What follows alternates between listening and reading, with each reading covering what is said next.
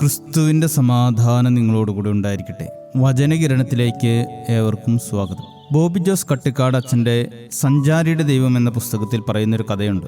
വിസ്തൃതമായ പുൽമേടുകളിൽ ആടുകളുടെ വലിയൊരു കൂട്ടം മേഞ്ഞു നടന്നിരുന്നു. അവയ്ക്കിടയിൽ ജന്മന കാലിന് വൈകല്യമുള്ള ഒരു ചെറിയ ആട്ടിൻകുട്ടി ഉണ്ടായിരുന്നു. ശരിക്കൊന്ന് നടക്കാൻ പോലും പ്രയാസപ്പെട്ട അവനെ മറ്റാടുകൾ തങ്ങളുടെ കളികളിൽ കൂട്ടിയില്ല. ഇടയന്മാർ അവനെ ഒരു ഭാരമായി കണ്ട് പരിഹസിച്ചു. ഗ്രാമീണ പെൺകുട്ടികൾ സുന്ദരന്മാരായ മറ്റ് ആടുകളെ ഓമനിച്ചപ്പോൾ മുടന്തനായ ഈ കുഞ്ഞിനെ ആരും ശ്രദ്ധിച്ചതേയില്ല. പകൽ മുഴുവൻ അവഗണന ഏറ്റുവാങ്ങിയ ആ ആട്ടിൻകുട്ടി തൻ്റെ സങ്കടങ്ങൾ അമ്മയോട് പറഞ്ഞു. അമ്മ, എല്ലാവരും എന്നെ മാറ്റി നിർത്തുന്നു, എനിക്ക് മാത്രം എന്താണ് ഇങ്ങനെ? അമ്മ അവനെ ചേർത്ത് പിടിച്ച് ആശ്വസിപ്പിച്ചു. ഒടുവിൽ ഗ്രാമത്തിലെ ദൈവാലയത്തിൽ ബലിയർപ്പിക്കുവാനുള്ള സമയമായി. ഏറ്റവും നല്ല ആടുകളെ തിരഞ്ഞെടുക്കാൻ ആളുകളെത്തി. അവിടെയെങ്കിലും തനിക്ക് അത്തരത്തിലൊരു ഭാഗ്യം ലഭിക്കുമെന്ന് ആ ആട്ടിൻകുട്ടി പ്രത്യാശിച്ചു. എന്നാൽ വൈകല്യമുള്ളവ ബലിക്ക് അയോഗ്യമാണെന്ന് പറഞ്ഞ് അവർ അതിനെ തള്ളിക്കളഞ്ഞു. മനുഷ്യർക്കും മൃഗങ്ങൾക്കും എന്നെ വേണ്ട, ദൈവത്തിന് പോലും ഞാൻ അയോഗ്യനാണോ എന്നോർത്ത് സങ്കടത്തോടെ ആ ആട്ടിൻകുട്ടി ദൈവാലയ പടവുകൾ ഇറങ്ങി വന്നു. ആ പടവുകളിൽ വെച്ച് അവൻ ഒരാളെ കണ്ടുമുട്ടി. കയ്യിൽ വടിയും കണ്ണുകളിൽ അളവറ്റ കാരുണ്യവുമുള്ള ഒരു ഇടയൻ. അത് നിയമങ്ങൾ പറയുന്ന ഒരാളായിരുന്നില്ല, മറിച്ച് സ്നേഹം ചൊരിയുന്ന ക്രിസ്തുവായിരുന്നു. ആൾക്കൂട്ടം തിരസ്കരിച്ച ആ ചെറിയ ജീവനെ ക്രിസ്തു തൻ്റെ കരങ്ങളിൽ കോരിയെടുത്തു. ലോകം അയോഗ്യമെന്ന് മുദ്രകുത്തിയ ആ മുടന്തൻ ആട്ടിൻകുട്ടിയുടെ നെറ്റിയെ സ്നേഹത്തോടെ ചുംബിച്ചുകൊണ്ട് അവിടുന്ന് അവനെ മാറോടണച്ചു.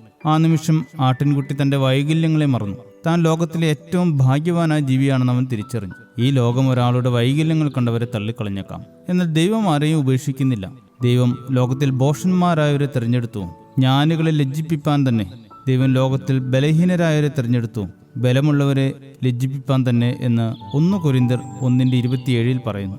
ലോകം നമ്മെ അളക്കുന്നത് നമ്മുടെ സൗന്ദര്യവും ആരോഗ്യവും വിജയവും നോക്കിയാണ്. എന്നാൽ ദൈവം നമ്മുടെ ഹൃദയത്തെയാണ് നോക്കുന്നത്. മനുഷ്യർ നമ്മെ തഴഞ്ഞേക്കാം, നമ്മുടെ കുറവുകളെ നോക്കി പരിഹസിച്ചേക്കാം. എന്നാൽ ഓർക്കുക, ലോകം എറിഞ്ഞുടച്ചതിനെ നെഞ്ചോട് ചേർക്കുന്നൊരു ദൈവമുണ്ട്.